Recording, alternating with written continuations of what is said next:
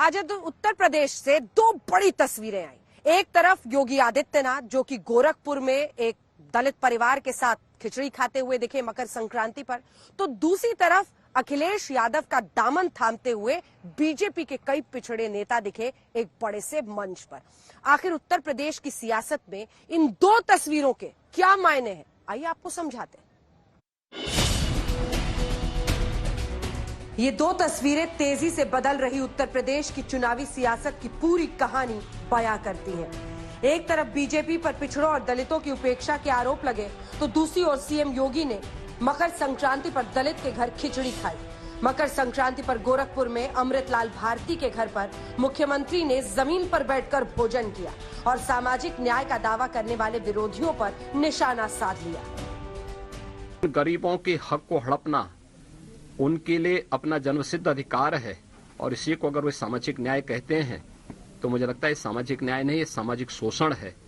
हमें फर्क महसूस करना पड़ेगा सामाजिक न्याय और सामाजिक शोषण में, कि जो लोग गरीबों का हक छीनते थे, डकैती डालते थे, पेशेवर अपराधियों को अपना शागिर्द बनाते थे।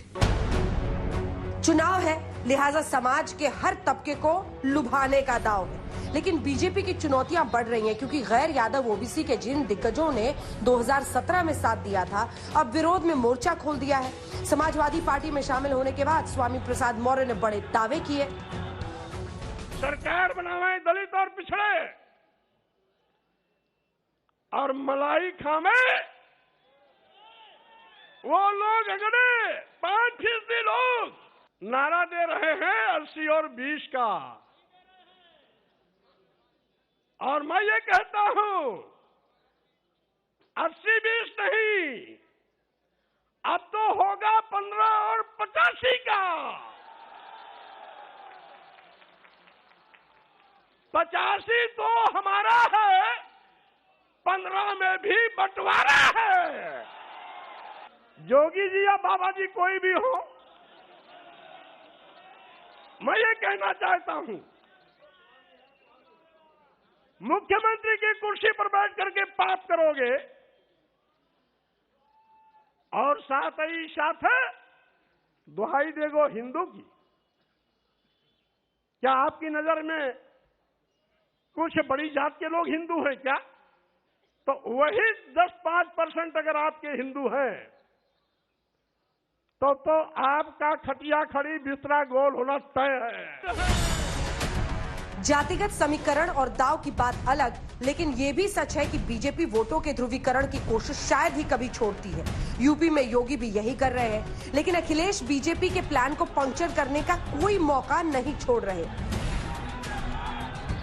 आज अपराध मुक्त प्रदेश बना करके सबको सुरक्षा और सबको विकास की इस राह के साथ जोड़ने का कार्य किया है, और यही सबका साथ, सबके विकास का मंत्र ही सामाजिक न्याय का सही मंत्र है।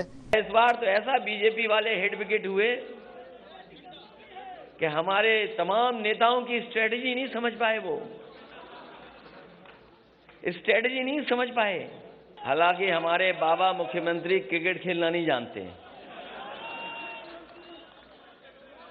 अगर वो क्रिकेट भी जानते होते अब तो उनसे कैच छूट गया। गैर यादव ओबीसी को अपने पाले में करने की होड़ है, तो दलितों को लेकर भी बड़े दांव है। सूबे के करीब 22% दलित वोट बैंक पर बीएसपी का करीब एकाधिकार हुआ करता था, लेकिन हालात बदल रहे हैं। चुनाव के वक्त न मायावती नजर आ रही हैं और न ही उनकी पार्टी का तामझाम, लिहाजा दूसरी पार्टियों को दलित वोट बैंक में संभावनाएं नजर आ रही हैं। शायद यही वजह है कि पिछले कुछ सालों से दलितों के नेता के तौर पर उभरे चंद्रशेखर आजाद के साथ अखिलेश यादव लगातार बैठकें कर रहे हैं। उम्मीद की जा रही है कि अगले कुछ दिनों में भीम आर्मी के साथ समाजवादी पार्टी का गठबंधन फाइनल हो जाएगा। अखिलेश जी से मुलाकात की बात कही जा रही है, आपकी कुछ सीटें आपको मिले? कुछ होगा तो बताओ। कितनी सीटें मिल रही हैं आपको? क्या कर, कुछ होगा तो बताओ। तो लखनऊ में मुलाकात तो अखिलेश जी का मिलने का मकसद है ना? बताऊंगा।